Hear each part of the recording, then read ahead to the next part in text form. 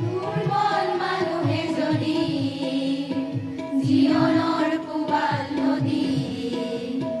পাৰ হয় তোমাৰে সাহস তুমি হেৰুৱাবানো কি দুৰ্বল মানুহে যদি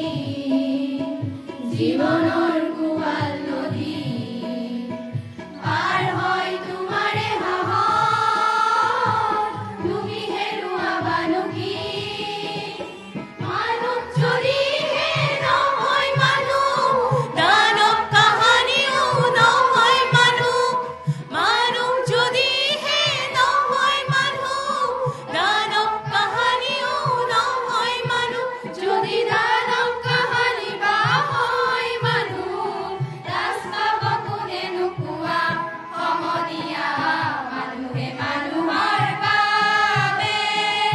যদিহে অকণো নেভাবে অকণি সহানুভূতিৰে ভাবিব কোনে নোকোৱা সমনীয়া মানুহে মানুহৰ বাবে।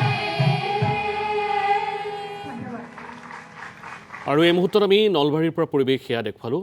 খুব সুন্দৰকৈ ভূপেন হাজৰিকাৰ এটা কালজয়ী গীত এনেধৰণে উপস্থাপন কৰিছে আৰু ইয়াৰ উপৰিও ৰাজ্যৰ বিভিন্ন প্ৰান্তত বৰ্তমান সময়ছোৱাত কাৰ্যসূচী ৰূপায়ণ কৰা হৈছে চিত্ৰশিল্পীসকলৰ হাতৰ পৰশত খুব সুন্দৰকৈ নিজৰ প্ৰিয় শিল্পী স্থান লাভ কৰিছে এয়া আপোনালোকে দেখিছে